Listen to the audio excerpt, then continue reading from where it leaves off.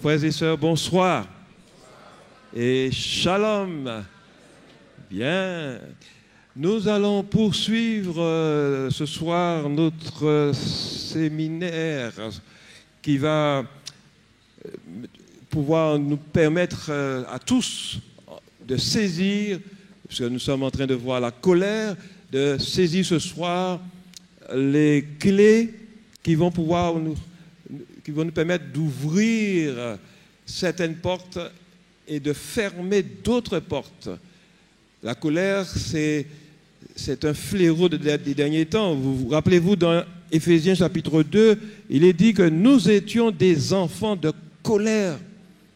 Des enfants de colère, il est dit, nous étions. Mais seulement, pour certains, c'est pas le passé. Il y a des retours. Il y a des retours de flammes. Et nous avons besoin de triompher sur toutes ces fléaux des derniers temps, ces traits enflammés du malin. Il ne faut pas que la colère fasse que nous allons voir un exemple ce soir de l'exemple de Moïse. Il ne faut pas que la colère nous fasse passer à côté des bénédictions que Dieu a en réserve pour nous. Donc, je vous encourage à prendre des notes et surtout ce soir à faire un travail de mémorisation. Donc, nous serons dans la méditation, mais aussi dans la mémorisation. Il faut garder dans son cœur ces clés que Dieu va nous communiquer ce soir à travers sa parole. Il faut les serrer dans notre cœur. Alors, nous avons vu que la colère, nous allons rebondir sur ce que nous avons vu la dernière fois. En tout cas, c'était la dernière diapositive que nous avons projetée. La colère n'est pas de Dieu. Donc, chacun nous le dit, car la colère de l'homme n'accomplit pas la justice de Dieu. La colère de l'homme ne fait pas avancer l'œuvre de Dieu. Donc, ça fait avancer l'œuvre du diable, puisqu'il est question d'injustice. Et nous savons très bien que c'est Dieu qui est juste, c'est lui qui est le juste, et c'est lui qui va nous juger bientôt selon sa justice. Mais les injustes, nous dit l'Écriture, n'hériteront point le royaume de Dieu. Donc, c'est pourquoi que l'ennemi de nos âmes joue beaucoup sur cette faiblesse de l'homme, la colère, pour le faire passer à côté de la justice de Dieu, donc pour vivre dans l'injustice. Et comme les injustes n'hériteront point le royaume de Dieu, donc vous imaginez, il y aura beaucoup de surprises bientôt. Alors, nous avons aussi vu que la colère vient du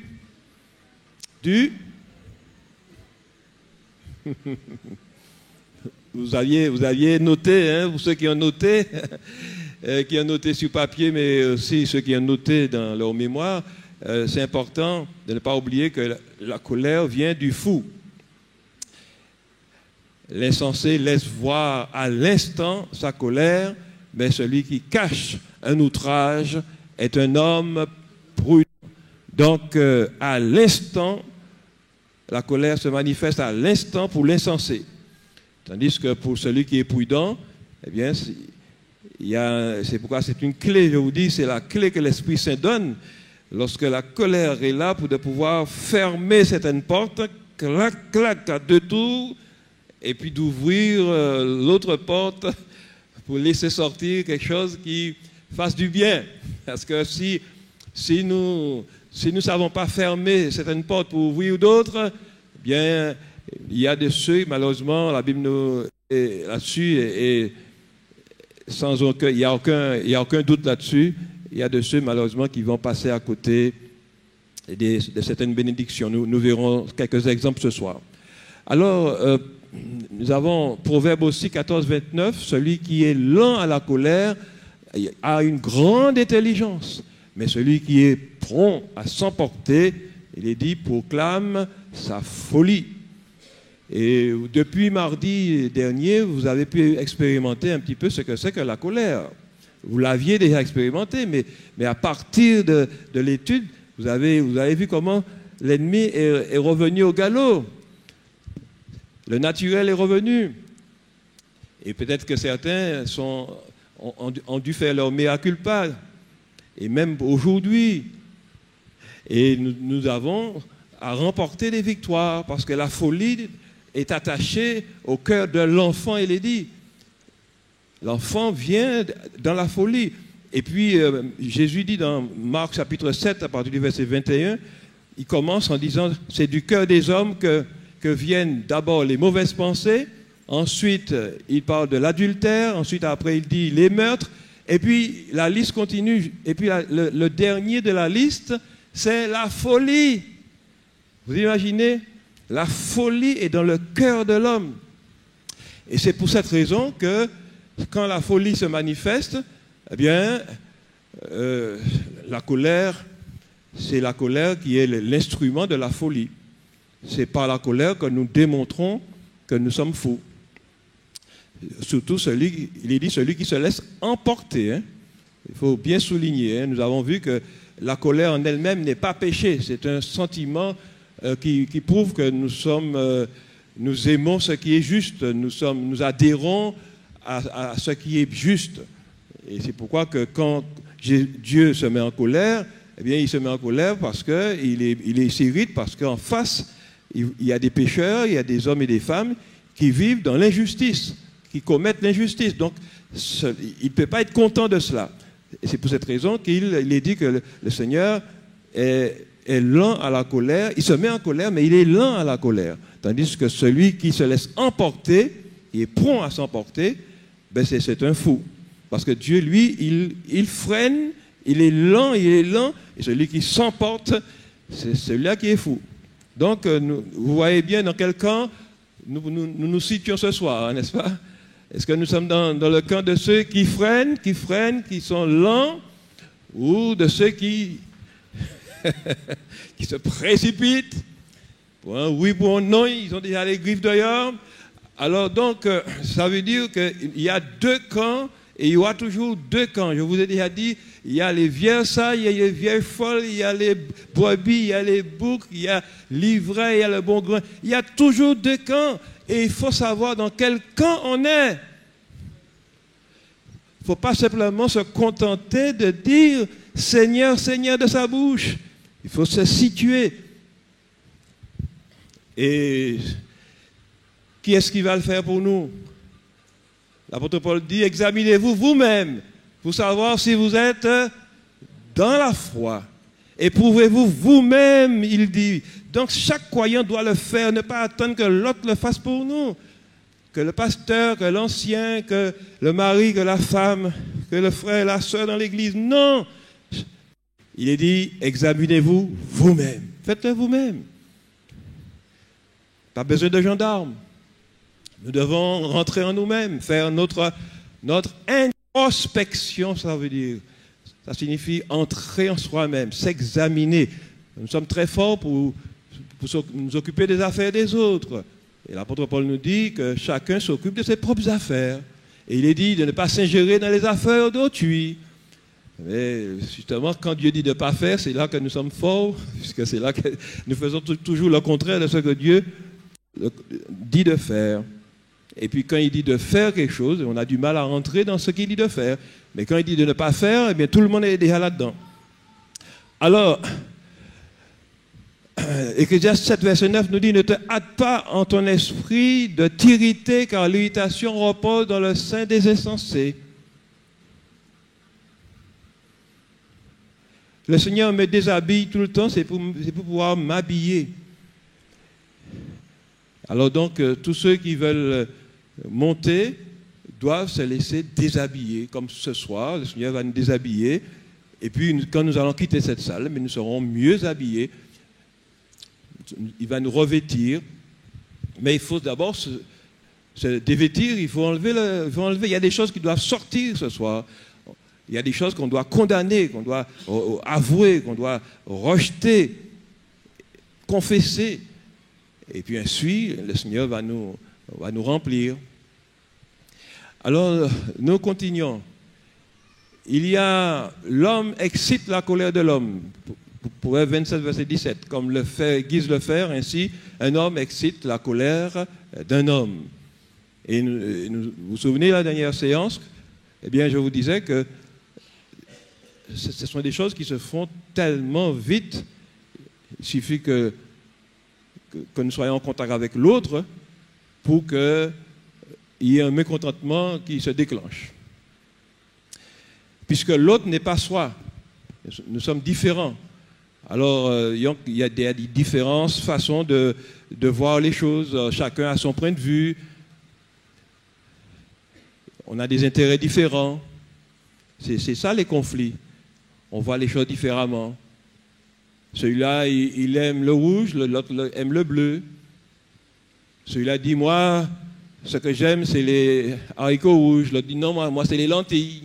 Alors, ce qui fait que on est ensemble, mais on n'a pas les mêmes goûts. On ne voit pas les choses pareilles. On a des visions différentes. Et plus qu'il y a des visions différentes, plus qu'il y a des divisions.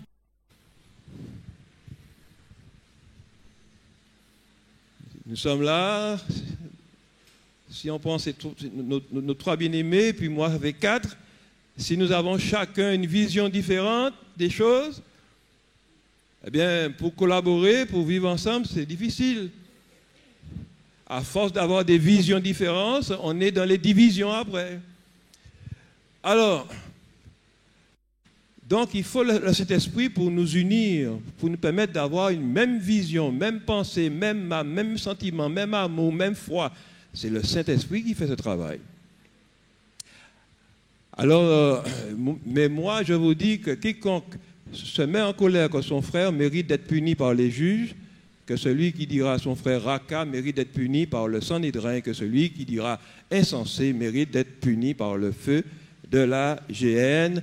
Oh, que c'est dur d'entendre ces paroles, parce que nous reconnaissons, certainement chacun doit se reconnaître un petit peu dans cela, et avoir ouvert la bouche pour dire, pour qualifier l'autre, n'est-ce pas, de fou, insensé. Le mot raka, ce n'est pas un mot que nous employons dans notre langage. Le langage familier, raka, on ne dit pas. Mais il y a des synonymes. Et vous savez très bien que ceux qui étaient là la dernière fois, et vous avez entendu la signification du mot raka, ça veut dire tête vide, ça veut dire imbécile. Et en créole, nous aimons dire couillon. Et puis il y a d'autres mots qu'on a l'habitude d'employer pour qualifier les gens qui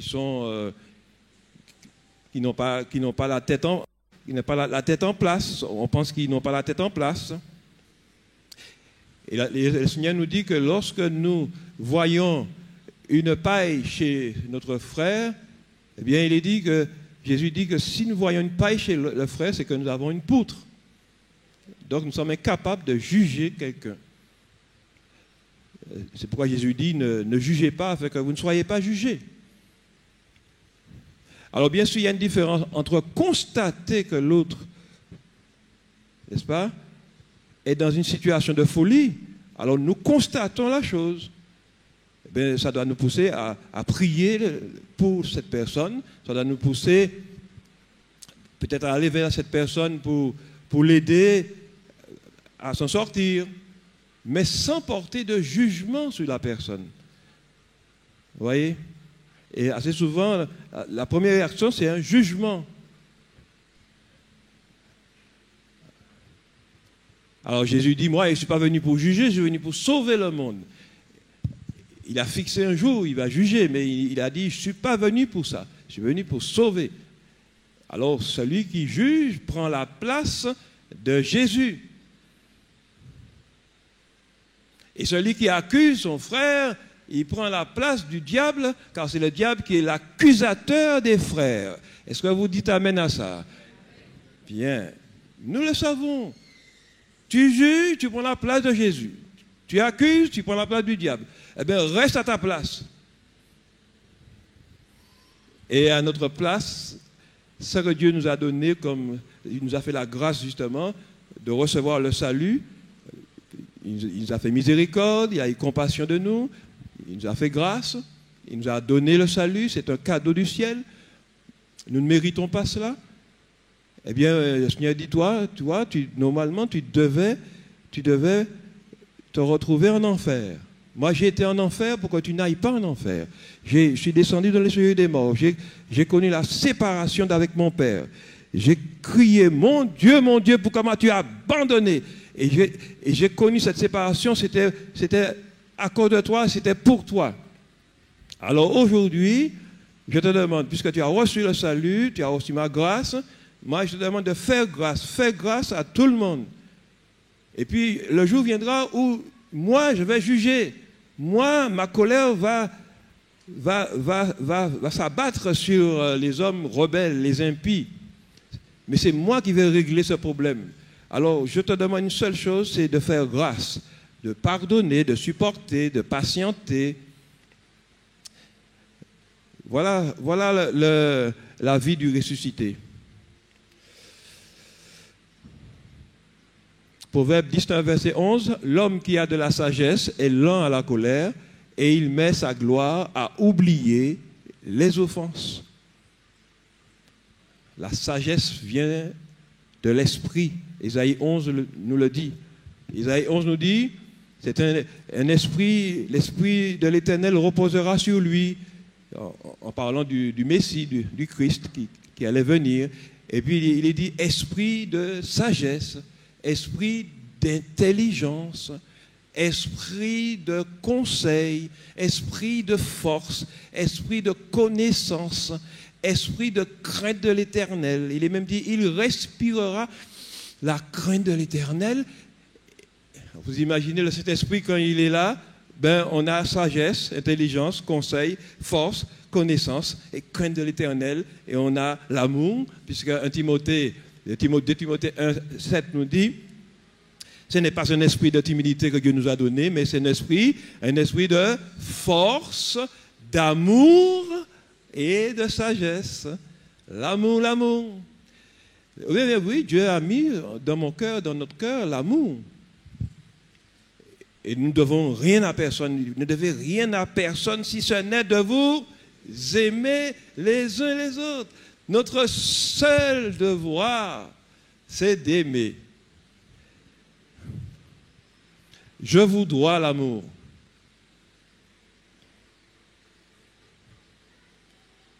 Vous me devez l'amour aussi, hein?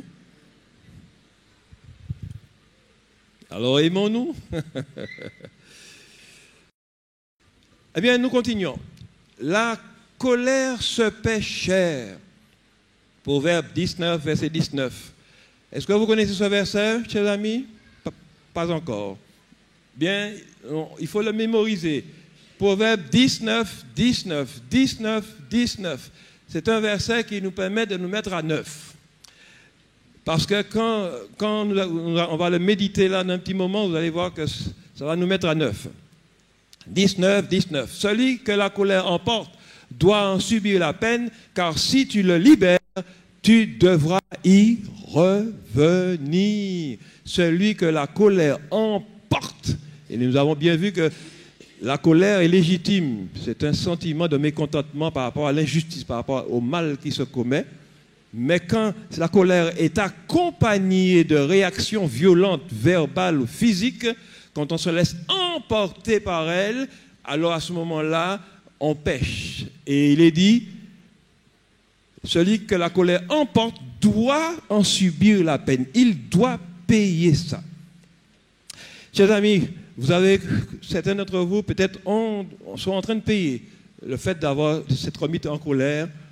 Et peut avoir des problèmes des maux de tête, des migraines, des souffrances souvent, ça revient, on ne comprend pas pourquoi. On peut avoir des problèmes au niveau de l'estomac, la tension qui monte.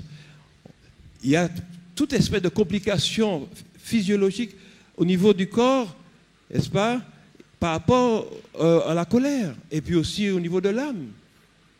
Et c'est pourquoi que le texte dit clairement que celui qui se laisse emporter, il doit payer, il doit subir la peine. Car si tu libères la colère, tu dois revenir toujours à la colère. Celui qui se met en colère se mettra toujours en colère.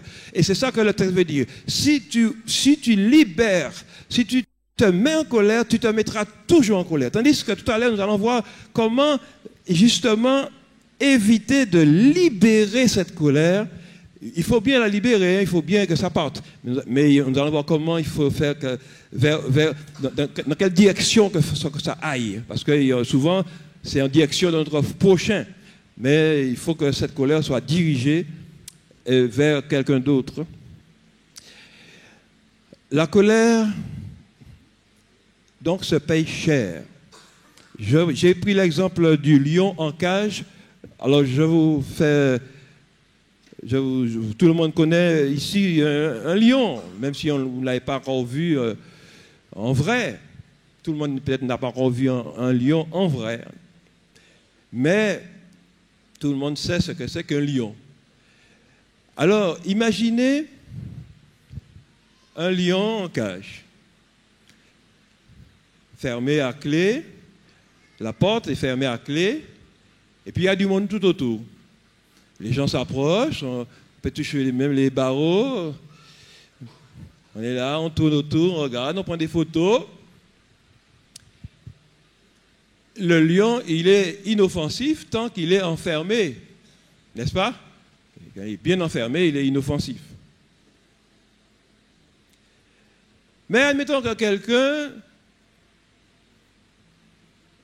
aille ouvrir la porte de la cage.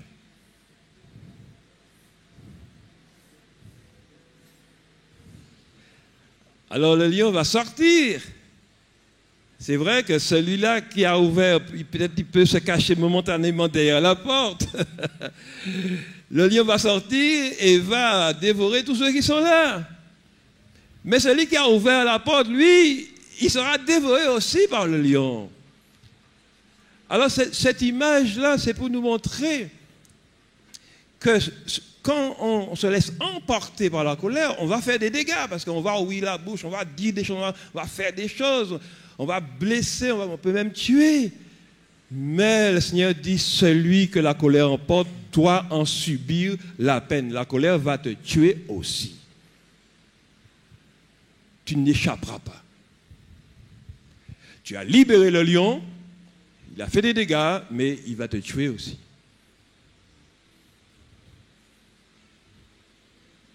C'est une loi spirituelle.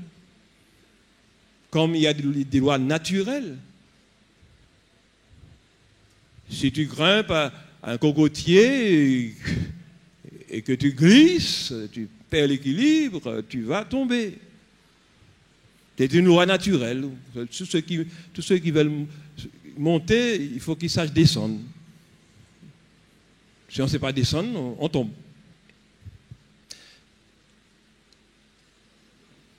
La colère, c'est pareil. Si tu libères la colère, tu dois toujours revenir à la colère. Alors ce qu'il faut, c'est savoir libérer cette colère, mais au bon endroit. Nous allons voir ça tout à l'heure, parce que nous libérons la colère, mais sur l'autre. C'est-à-dire, nous allons manifester notre mécontentement en disant des choses et en faisant des choses pour montrer à l'autre qu'on ne sommes pas contents. Alors, nous allons voir la colère de Dieu. Il y a deux textes dans Exode 14, et 4:14 plutôt, et 32, 7 à 14. Je vais faire apparaître ces textes pour aller un peu plus vite. Alors, écoutez ce qui se dit dans Exode 4. Alors, c'est vrai qu'il s'agit de Moïse qui est en train de parlé avec l'Éternel. L'Éternel est apparu dans le buisson ardent à Moïse et il lui a dit qu'il va l'envoyer en Égypte pour délivrer le peuple. Mais Moïse n'est pas d'accord.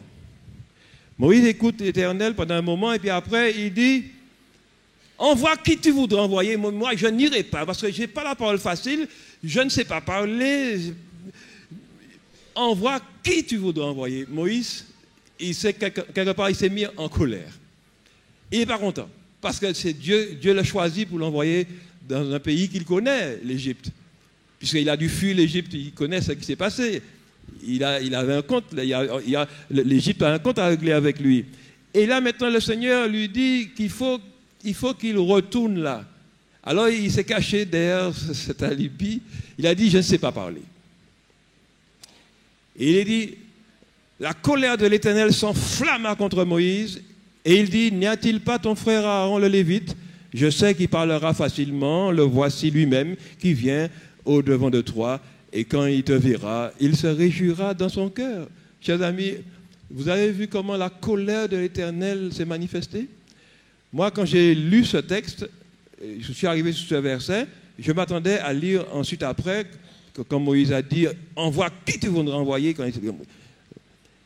Là, je m'attendais, et puis quand j'ai lu, alors la colère de l'Éternel s'enflamma, alors je m'attendais à lire, et du feu tomba du ciel et consuma Moïse. Mais non. Voici la colère de l'Éternel.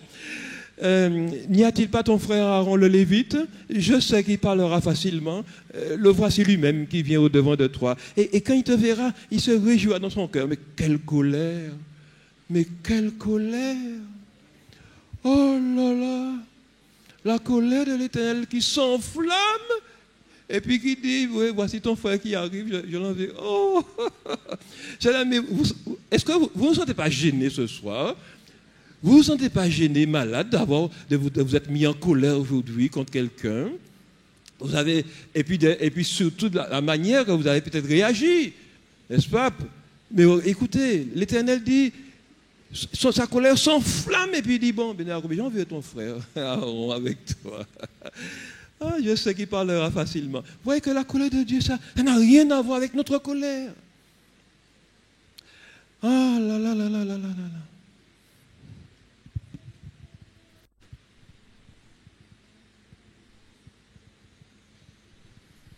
Si je pose la question, qui ici aujourd'hui a expérimenté la colère à la façon de Dieu?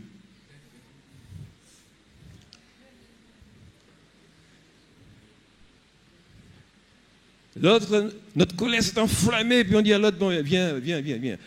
Qu'est-ce que tu veux que je te donne? Tiens, je te donne. Oh, mes amis. Ah là là. Bon, nous continuons. Exode 32, versets 7 à 14. Alors, je vais faire apparaître le texte. Alors, dans Exode 32, peut-être que vous n'allez pas bien lire. L'Éternel dit à Moïse, que j'ai mis un peu en petit: je vois que ce peuple est un peuple au cou roide. Maintenant, laisse-moi, ma colère va s'enflammer contre eux et je les consumerai, mais je ferai de toi une grande nation.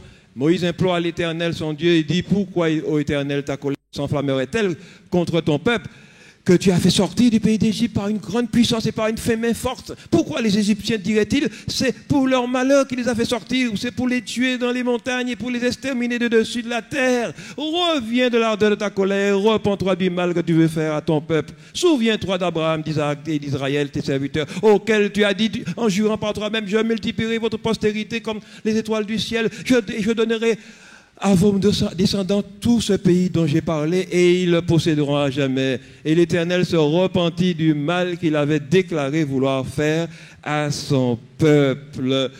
Moïse est sur la montagne, ça fait 40 jours, 40 nuits, et le peuple au pied de la montagne s'impatiente, et le peuple demande à Aaron de lui faire un veau. Alors, Aaron, qui est un serviteur de Dieu, qui devait justement reprendre le peuple, exhorter le peuple. Il dit, mais écoutez, qu'est-ce que vous demandez? Vous demandez de faire une idole pour vous? Alors que vous avez déjà entendu, Dieu a dit qu'il y a un seul Dieu, et tu n'auras pas d'autre Dieu devant ma face. Vous avez déjà entendu. Alors, non, Aaron accepte que le peuple lui amène les bijoux qu'ils avaient, les colliers, les anneaux, et tout ce qu'ils avaient comme bijoux sur eux. Et Aaron va jeter tout cela dans le feu, il va dans un moule, et puis il va faire sortir un veau pour le peuple. Voici un serviteur qui est un exemple des serviteurs des derniers temps, qui, lorsque le peuple fait pression sur eux, eh bien, il baisse les bras et puis il laisse le peuple vautrer dans l'idolâtrie. Nous avons des églises, malheureusement, où c'est l'idolâtrie vraiment qui bat son plein. Pourquoi? Parce que les serviteurs ont peur de perdre leur place. Ils ont peur pour leur vie. Et Aaron a eu peur. Et c'est pourquoi il a accepté d'entrer dans ce programme. Donc c'est la démocratie qui l'a emporté, et non pas la théocratie. C'est Dieu qui devait avoir le dernier mot dans cette affaire. Eh c'est le peuple qui a eu le dernier mot, et Aaron s'est soumis au peuple. Et il a construit ce vaudeur pour le peuple. Comme malheureusement dans ces derniers temps, on voit des églises où le corps des croyants n'est plus le temple du Saint-Esprit, mais le temple des idoles. Alors, qu'est-ce qui se passe ici? Moïse est sur la montagne et il ne voit pas ce qui se passe au pied de la montagne, mais Dieu voit tout. Et le Seigneur se met en colère. Il dit, je vois que ce peuple est un peuple au cou roide, au cou raide, ils ne se soumettent pas. C'est un peuple rebelle. Maintenant, laisse-moi, ma colère va s'enflammer. Et quand le Seigneur dit, ma colère va s'enflammer, il dit aussi, mais ce peuple, je vais le détruire, mais je ferai de toi, Moïse, une grande nation. De toi sortira une grande nation. Moïse aurait pu dire, oui, Seigneur, allez, vas-y. Et puis, comme ça, non, Moïse, il aimait le peuple quand même. Dieu avait mis de l'amour pour le peuple dans son cœur. Et il va Moïse implora l'Éternel, il dit son Dieu, il dit, mais Éternel, mais ta colère, mais Éternel, ta colère s'enflammerait-elle contre ce peuple que tu as fait sortir du pays d'Égypte par une grande puissance et par une main forte? Et les Égyptiens, qu'est-ce qu'ils vont penser? Ils vont dire que tu as amené le peuple ici, tu les as fait sortir du pays d'Égypte pour l'amener ici, pour pouvoir ensuite l'anéantir. Oh Seigneur, reprends-toi, reviens de l'ardeur de ta colère. Souviens-toi d'Abraham, d'Isaac et d'Israël, tes serviteurs. Vous voyez comment Moïse va intercéder pour le peuple, il va reprendre l'Éternel. Il va dire, Seigneur, tu ne peux pas faire une chose pareille, mais reprends-toi. Et il est dit, l'Éternel se repentit du mal qu'il avait déclaré vouloir faire à son peuple. Mais sa colère s'est enflammée, mais Moïse l'a calmé. Alors, chers amis, mais maintenant, après ça, nous allons étudier la colère de Moïse. Alors là, nous venons de voir la colère de l'Éternel. Nous avons vu deux textes. La première fois, le Seigneur s'est mis en colère, il a dit, bon, j'envoie ton frère avec toi. Il dit, ouh, quelle colère. Et là, le Seigneur se met en colère, Moïse dit, Seigneur, calme-toi. Bien. Maintenant, étudions la colère de Moïse. Exode 32, nous allons voir ça dans Exode 32, ainsi que dans Nombre 20. Nous allons voir comment Moïse va réagir lorsqu'il va descendre de la montagne avec les deux tables de la loi. Et comme il approchait du camp, il vit le veau et les danses, la colère de Moïse s'enflamma. Et il jeta de ses mains les tables et les brisa au pied de la montagne. Oh! Ah, là c'est déjà une autre colère. Hein? Il y a la colère de l'Éternel, il y a la colère de Moïse. Chers amis, qu'est-ce qui vous touche dans ce texte? Est-ce que c'est le fait qu'il ait dit que la colère de Moïse s'enflamma ou bien il y a autre chose qui vous touche? Ah bien, il a brisé les 2 tables que l'Éternel lui avait données, les tables saintes. Les tables où le Seigneur avait mis les 10 paroles, ces paroles. Chers amis, qu'est-ce que les tables ont fait à Moïse? Mais pourquoi s'est-il acharné sur les 2 tables? Pourquoi il a brisé les tables? Et puis les tables que l'Éternel lui a données. Vous voyez, quand la colère s'empare de nous, nous pète la boule. Chers amis, nous faisons n'importe quoi. Qu'est-ce que les tables t'ont fait? Et ça nous arrive de nous mettre en colère et de briser parfois les assiettes, la chaise, on écrase. Mais qu'est-ce que la table t'a fait? Qu'est-ce que sont les assiettes t'ont fait? Mais qu'est-ce qui t'arrive? On voit bien que la colère vient du fou, n'est-ce pas? La folie. Moïse vient de dire au Seigneur, calme-toi, calme-toi, calme-toi. Et puis lui-même, quand il voit ce que Dieu voyait, lui il ne voyait pas, mais quand il a vu ce que Dieu voyait, alors là, il a perdu tout contrôle. Tout contrôle. Chers amis, et ce n'est pas fini. Le reste vient derrière. Il a perdu tout contrôle. Voilà le reste. Nous avons un autre texte, enfin c'est le même texte, mais un autre verset. Verset 32, verset 22, chapitre 32. Aaron répondit, que la colère de mon Seigneur ne s'enflamme point. Tu sais toi-même que ce peuple est porté au mal. Alors Aaron va essayer d'intercéder. Moïse avait intercédé pour le peuple. Mais maintenant c'est Aaron qui va intercéder devant la colère de Moïse. Alors, Moïse, calme-toi. Tu sais que le peuple, il est porté au mal. Tu le connais. Et moi-même, je n'ai pas pu résister. Quand ils ont fait pression sur moi, j'ai cédé. Alors, Moïse, calme-toi. Est-ce que Moïse va se calmer? Alors, on va voir ça. Voyons ce qui va se passer après. Alors ça c'est important de prendre le temps d'étudier les textes pour voir. Les enfants de Lévi firent ce qu'ordonnait Moïse. Et environ 3000 hommes parmi le peuple périrent en cette journée. Moïse a donné l'ordre aux fils de Lévi de prendre leur épée et de tuer 3000 hommes. Lui qui voulait épargner le peuple, qui a dit, Seigneur, ne fais pas ça, mais il donne l'ordre de tuer 3000 personnes. Est-ce que vous voyez comment la colère de l'homme, la différence entre la colère de l'homme et la colère de Dieu?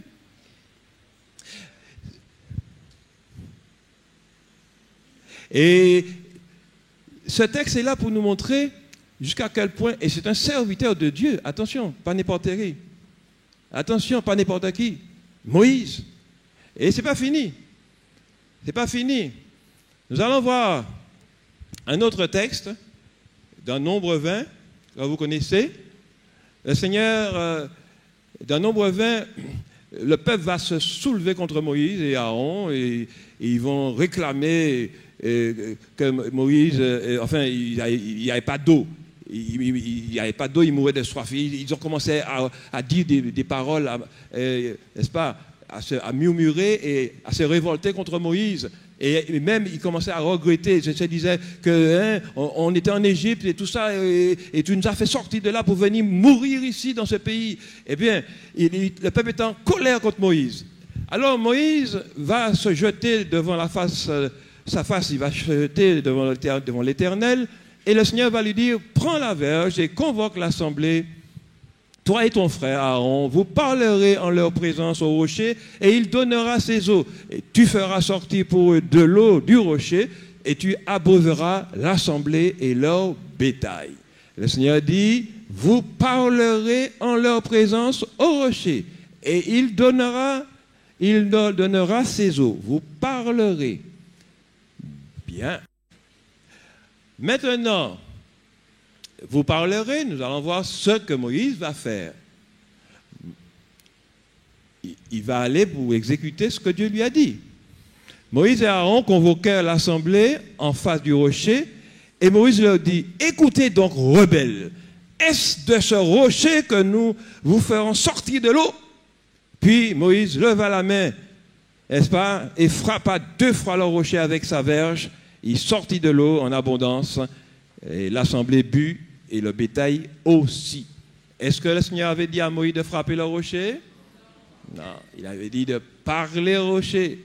Mais comme Moïse était exaspéré, il était irrité, eh bien, quand on est en colère, on oublie ce que Dieu a dit. Au lieu de parler au rocher, il a frappé le rocher, et en plus, vous avez noté, il a mis en doute la parole de l'Éternel. Il a dit, est-ce de ce rocher?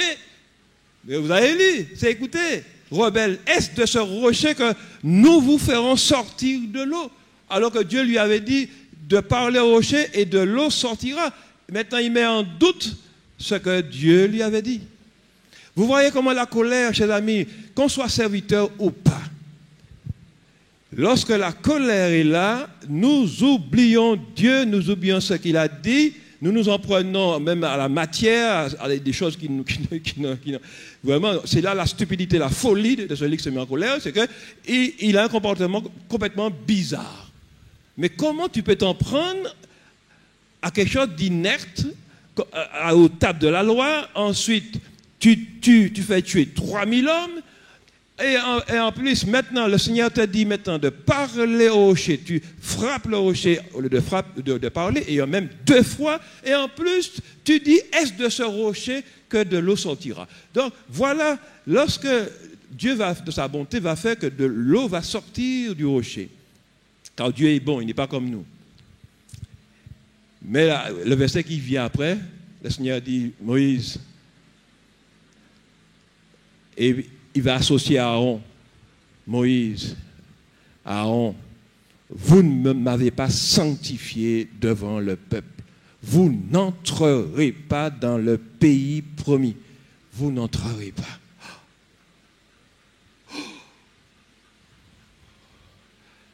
Ah bon? Alors quand Moïse va entendre ça, alors je vais vous faire apparaître ce qu'il va dire dans Deutéronome. Et c'est là que vous allez voir que nous ne sommes pas toujours prêts à affronter ce qui nous arrive. Alors je vais revenir en arrière, parce que j'avais appuyé 2 fois sur le bouton, pour que Deutéronome chapitre 3 puisse revenir. Alors je vous invite à prendre Deutéronome chapitre 3. Ah bon, si ça revient, voilà. Moïse et Aaron convoquèrent l'assemblée en face du rocher. Et Moïse, bon alors ça c'est ça qu'on avait déjà lu. Donc je vais le laisser passer et puis on va le lire. Mais vous pouvez prendre Deutéronome chapitre 3. Ça nous permettra de revenir aux bonnes vieilles habitudes, de prendre notre Bible et de ne pas nous appuyer trop sur la technique. Alors... Deutéronome chapitre 3, et puis on va lire à partir du verset 23. Voilà.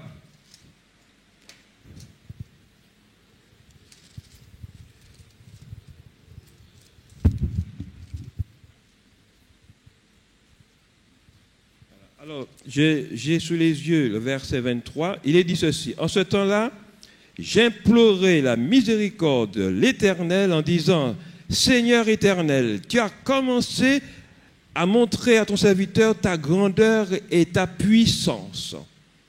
Car quel Dieu y a-t-il au ciel et sur la terre qui puisse imiter tes œuvres et tes refaits? verset 25. Laisse-moi passer, je te prie. Laisse-moi voir ce bon pays de l'autre côté du Jourdain, ces belles montagnes et le Liban. Mais l'Éternel s'irrita contre moi à cause de vous. Il ne m'écouta point. Et l'Éternel me dit, alors là c'est intéressant de souligner ça. Et l'Éternel me dit, c'est assez, ne me parle plus de cette affaire. Et le Seigneur va lui dire, monte au sommet de Pisgah, porte tes regards à l'Occident, au nord, au midi et à l'Orient et contemple de tes yeux, car tu ne passeras pas ce Jourdain. Donne tes ordres à Josué, fortifie-le et affirme-le, car c'est lui qui marchera devant ce peuple et qui le mettra en possession du pays que tu verras. Chers amis, Moïse va supplier, comme il avait l'habitude de le faire. Il avait intercédé à plusieurs fois pour le peuple. Et chaque fois, Dieu acceptait de revenir sur ce qu'il avait dit. Et Moïse pensait que pour lui, ça allait marcher. Parce qu'il avait intercédé déjà pour le peuple, ça avait marché, mais il pensait qu'en intercédant pour lui-même, que ça allait marcher. Et vous voyez, il a commencé par dire à l'Éternel, que de bonnes choses, Seigneur. Tu as commencé à montrer à ton serviteur ta grandeur et ta main puissante. Car quel Dieu y a-t-il au ciel et sur la terre qui puisse imiter tes œuvres et tes refaits? Oh Seigneur, tu es grand, tu es merveilleux. Il a commencé à louer Dieu. Nous croyons que puisque nous sommes dans les louanges souvent, que Dieu va passer sur le fait que nous péchons. Quand Dieu dit de ne pas faire quelque chose et que nous le faisons, nous qu'à bourrer et puis louange après, et puis nous qu'à penser que ça fait nous belles. Chers amis, Moïse a voulu faire fléchir Dieu, pousser Dieu à changer d'avis, mais en disant que du bien de Dieu. Seigneur, tu es merveilleux, oh Seigneur, t'es refait. Combien, chers amis, ça ne nous arrive pas de donner à Dieu beaucoup de louanges en pensant qu'il va fermer les yeux sur ce que nous faisons. Eh bien, le Seigneur lui a dit, c'en est assez, ça suffit, ne me parle plus de cette affaire. Tu as entendu? C'est terminé. Tu n'entreras pas. Chers amis, si Dieu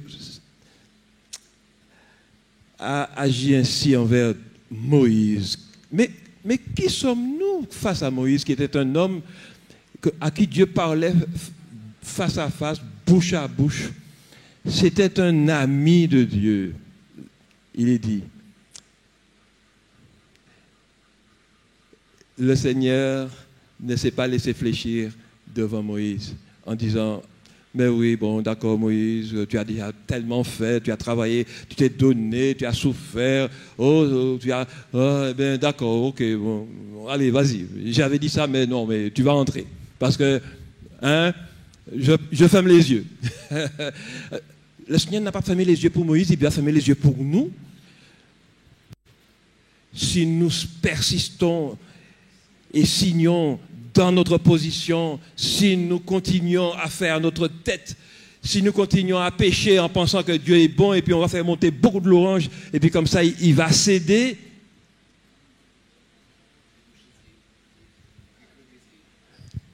Ou les crevésiers, c'est lui qui a dit ça avant moi. Ou les crevésiers, tu veux boucher les yeux, tu veux l'empêcher de voir?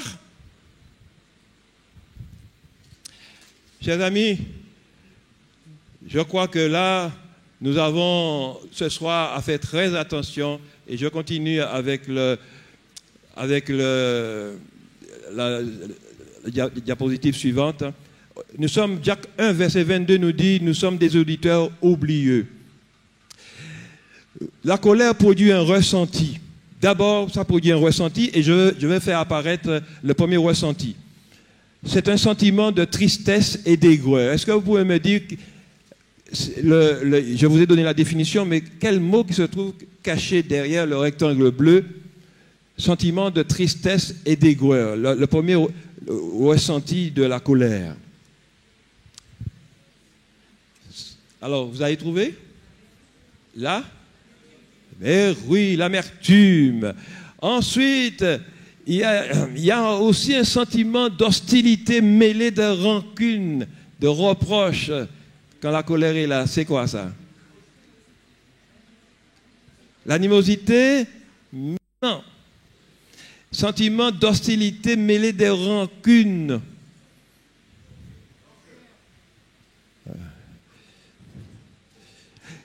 Mais oui, c'est l'erreur.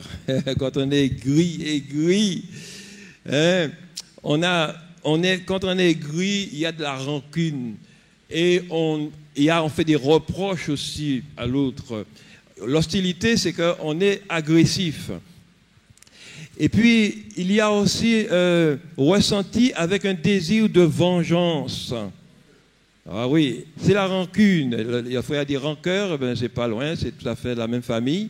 Alors, la colère produit ce ressenti, et tout ce que vous venez de voir là, amertume, aigreur, rancune, tout cela, eh bien, ça se trouve dans le mot que quelqu'un a lancé. C'est quelque sorte, c'est la définition, nous venons de voir les définitions, il y en a 3, de ce mot-là qui est caché derrière, que tout le monde connaît bien, et qui se trouve justement dans le texte Colossiens chapitre 3. Alors, il y a d'abord la colère, et en deuxième, qu'est-ce que nous avons vu? Il y a l'animosité, très bien. Donc, l'animosité, c'est tout ça, c'est amertume, aigreur, rancune, tout ça se trouve dans l'animosité. Donc, il y a un ressenti quand la colère est là, mais il y a aussi des réactions. Et les réactions, quand on ressent ces choses, on va réagir, on va passer à l'action. Et qu'est-ce qu'il peut me dire? Quels sont les 3? Vous les avez sous les yeux d'ailleurs, on les a cités. Alors, quelles sont les 3 réactions? Premièrement, on va manifester la méchanceté, la calomnie et les paroles déshonnêtes. Donc, colère, animosité, et dans l'animosité, il y a amertume, aigreur et rancune, tout ça est compris là-dedans. Et on va à ce moment-là commencer à agir méchamment et à calomnier. Calomnier, c'est dire des choses, c'est dire une partie de la vérité. On dit une partie de la vérité, on prend une partie, et puis on ajoute, on grossit la chose, et on ajoute le mensonge en prenant une partie de la vérité, on ajoute, on complète avec le mensonge. Ça s'appelle la calomnie. Calomnier, c'est ne pas dire toute la vérité. Et médire, par contre, c'est dire toute la vérité, mais en vue de nuire. Médire, c'est je dis toute la vérité, mais dans le but de nuire. Tandis que calomnier, c'est prendre une partie de la vérité et puis gonfler ça, et puis faire comprendre aux gens que, effectivement, c'est comme par exemple quelqu'un qui dit « Mon mari m'a donné un coup de poing, je suis tombé à la renverse. » Alors que simplement, le mari l'a donné une petite poussade comme ça. Mais pourquoi tu es comme ça? Et puis, elle a à peine reculé légèrement. Hein, pourquoi tu fais ça? Eh bien, calomnier, c'est prendre une partie de ce qui a été fait. C'est vrai qu'il t'a touché, mais il ne t'a pas donné un coup de poing. Et ça s'appelle calomnier. On grossit la chose. Et assez souvent, au lieu de dire exactement ce qui s'est passé, on a toujours tendance un petit peu à grossir la chose pour que les gens qui nous écoutent puissent voir que, effectivement, l'autre est vraiment méchant. C'est vraiment un méchant homme ou une méchante femme, en grossissant, en calomniant. Alors, donc, c'est la colère qui nous fait tomber dans ce travers. Et que produit la souffrance? Et comment tuer le lion? Alors c'est deux questions. Que produit la souffrance et comment tuer le lion? On va essayer de voir ça rapidement. Alors, à cause du ressenti, il y a une souffrance qui est produite. à cause du ressenti, c'est-à-dire que nous avons vu, à cause du fait qu'il y a l'amertume, l'aigreur, il y a la rancune, enfin l'animosité, et cela va produire une souffrance. Et cette souffrance, Job 36, 21 nous dit que cette souffrance nous dispose au mal. Alors j'ai noté le verset pour vous. Job 36, 21 nous dit « Garde-toi de te livrer au mal, car la souffrance t'y dispose. » Dès que nous souffrons, frères et sœurs, chers amis, dès que nous souffrons, la Bible nous révèle, le Seigneur à travers l'Écriture sainte nous révèle ce qui se passe en nous, puisque Dieu nous connaît. Dès qu'il y a souffrance, on est disposé au mal. Quelle que soit l'origine de la souffrance, la cause de la souffrance, nous sommes disposés au mal. Donc c'est pourquoi que celui qui est humilié, blessé, celui à qui on a fait une injustice, parce que quand on subit une injustice, ben on est blessé, on a mal. Quand quelqu'un nous injurie, quand quelqu'un nous humilie, quand quelqu'un nous traite de tous les noms, ou nous traite avec comme on dit dans le langage courant, avec des noms d'oiseaux, et nous croyons que ça crée une colère chez nous, et ça fait qu'on est dans une souffrance, et on est disposé à faire mal, à rendre mal pour mal. Et c'est pourquoi le Seigneur dit, garde-toi de te livrer au mal, car la souffrance t'y dispose. Fais attention. Alors que normalement, nous devrions être disposés au bien, puisque le ressuscité, il possède les 5 choses que Dieu lui a données. C'est la miséricorde, la bonté, n'est-ce pas? L'humilité, la douceur et la patience. C'est ça qu'il possède, c'est ça qu'il devrait donner. Mais quand on souffre, chers amis, on ne donne pas ces choses-là qui viennent d'en haut, mais on va réagir mal. Et c'est là, 1 Pierre, je vais maintenant vous faire une démonstration avec 1 Pierre chapitre 4, verset 1er. En nous appuyant sur ce texte, vous allez voir comment c'est clair. Et je vous prie de noter ces références. Le verset 1er, 1 Pierre 4, 1er. Alors, je ne sais pas si je l'ai, oui, je l'ai mis pour vous. 1 Pierre 4, verset 1er. Ainsi donc, Christ ayant souffert dans la chair, vous aussi, armez-vous de la même pensée, car celui qui a souffert dans la chair en a fini avec le péché. L'apôtre nous donne la clé pour lutter contre cette souffrance qu'il nous a infligée à cause de cette parole ou de cette action, de cette réaction, de ce comportement qui nous a blessés. Alors, il est dit, Christ ayant souffert dans la chair, n'oublions pas que Christ a souffert dans la chair pour nous. Alors, nous devons être armés de la même pensée, l'apôtre Pierre le dit. Et c'est ça qui c'est très fort. Mais je parle à des chrétiens ce soir, des enfants de Dieu, hein, n'est-ce pas? Quelqu'un qui n'est pas encore enfant de Dieu, qui n'a pas encore ouvert son cœur pour le Christ, qui était un homme de douleur, qui a souffert, qui a connu la souffrance, le Christ, hein, eh bien, vous ne pouvez pas comprendre ce que ça veut dire quand le Christ nous dit que puisque j'ai souffert pour toi, eh bien, arme-toi de la même pensée, car celui qui a souffert dans la chair en a fini avec le péché. Alors, je vous explique ça et je vous demanderai de rester vraiment concentré sur ce qui a été dit. L'apôtre dit, quand tu souffres, souviens-toi de que Christ a souffert avant toi, pour toi. Et il a souffert dans la chair pour qu'aujourd'hui tu sois sauvé, tu sois son enfant. Donc, pour que tu sois celui que tu es aujourd'hui, il a dû payer le prix fort. Maintenant, tu connais une souffrance par rapport au comportement de X ou de Y, ou ce qu'il a dit, ou ce qu'il a fait, ou ce qu'il n'a pas fait.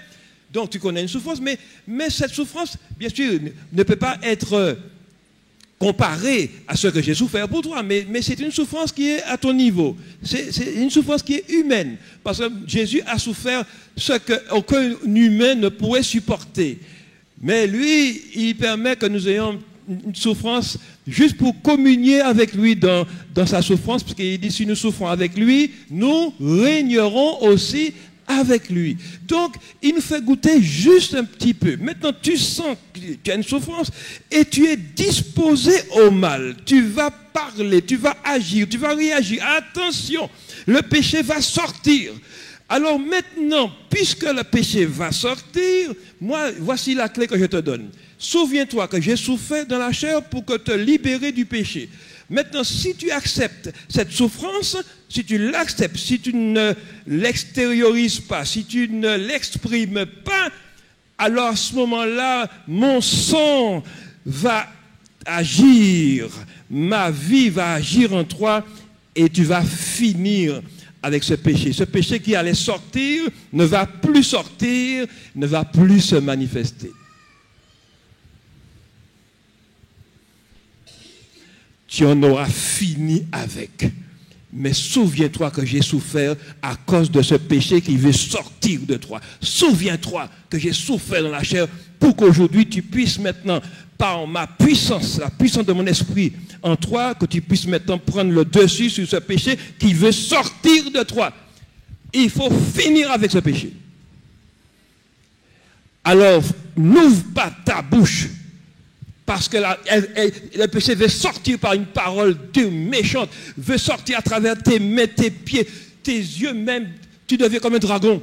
Il y a de la fumée qui sort dans tes narines, dans tes oreilles. Tu vas, attention, le péché va sortir. Alors si tu veux prendre le dessus sur ce péché-là, alors accepte de souffrir. Et c'est la chose la plus difficile pour nous, d'accepter de souffrir. Et c'est écrit, car celui qui a souffert dans la chair a fini avec le péché. Mais accepte de souffrir dans ta chair. Ne donne pas libre cours à ta nature, parce que si tu ouvres ta bouche, tu vas exprimer le péché. Il vaut mieux souffrir pour ne pas pécher que de souffrir après avoir péché. Et c'est souvent après avoir péché que nous souffrons, nous regrettons, mais il est trop tard.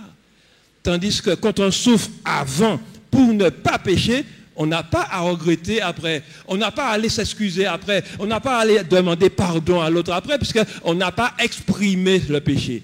Est-ce que vous dites amen à ça?